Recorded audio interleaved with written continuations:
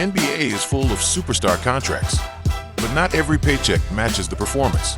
Today, we're counting down the top 10 most overpaid NBA players right now. The stars making massive money, but struggling to live up to the value of their deals. Some are battling injuries. Some are putting up numbers that don't translate to wins. And others are simply earning way more than their actual impact on the court.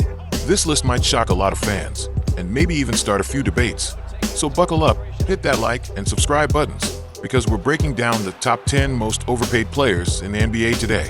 Starting at number 10, Kristaps Porzingis to the Golden State Warriors was one of the major trades ahead of the season. While the big getting shipped isn't a certainty, his hefty price tag makes him another player whose time on the floor will raise questions about his $30.7 million salary this season. The center has only played 23 games, generally resting him for one game during back-to-back sets to manage his recovery this season after he was sidelined due to left Achilles tendonitis and lingering illness. Number 9. DeAndre Ayton is technically on the final season of a 4-year, $133 million max deal he signed by the Phoenix Suns in 2022. The former number 1 overall pick has long frustrated his teams with a lack of motor. He can't protect the paint and offer no three-point shooting. Ayton needs to show some sort of development in any part of his game, or else he'll be out of the league in a few years. At number 8, Jaren Jackson signed a 5-year, $240 million extension with the Grizzlies in July 2025, taking effect in 2026 to 27, with critics questioning if his performance justifies the massive salary. While a 2-time All-Star and former Defensive Player of the Year, his low rebounding average of 5.5 for a big man with injury history, including a 2025 turf toe injury, fuel overpaid arguments. At 7, the Kings rake in $42.3 million this season, making for another expensive trade for teams looking to add a credible big man. There's no doubt about Sabonis' all-star level play on both ends of the floor, while his salary still makes him an overpriced addition. Sabonis has played just 19 games this season, with a career-low 15 points per game since joining the Kings. At number 6, Trae Young was the face of the Hawks, and that might not be a good thing considering their recent performance. Young's superstar status hasn't helped Atlanta make a deep run in the playoffs. He is making $45.9 million and has a player option worth $48.9 million for the 2026-27 season. While that deal could keep Young in Wizards uniform for the next 2 years, players typically opt out to maximize their earnings, and he could be in line for another big contract worth 5 years and $345 million. Number 5, as of early 2026, Zach LaVine is widely considered overpaid and holds one of the NBA's most difficult contracts to trade due to his high salary, injury history, and defensive limitations.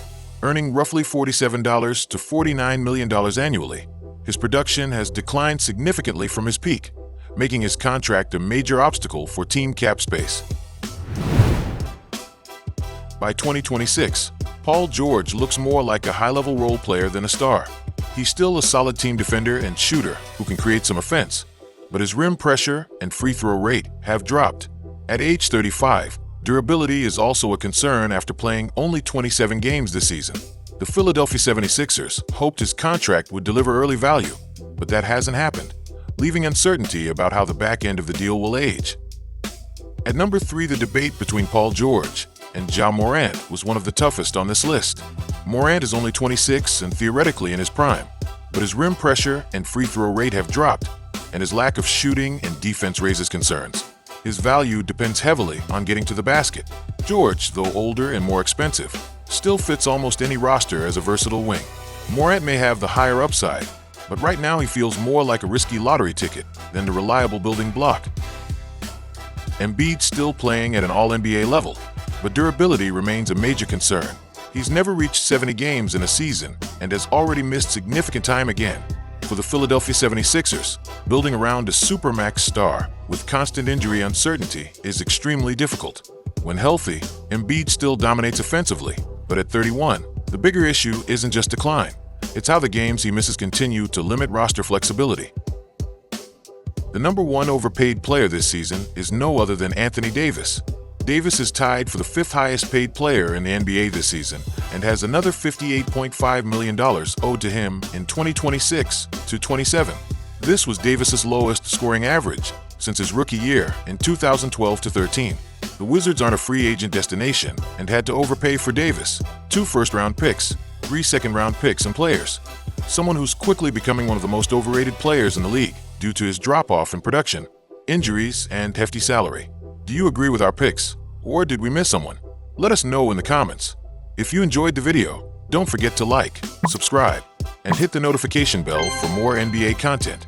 Thanks for watching, and see you in the next one.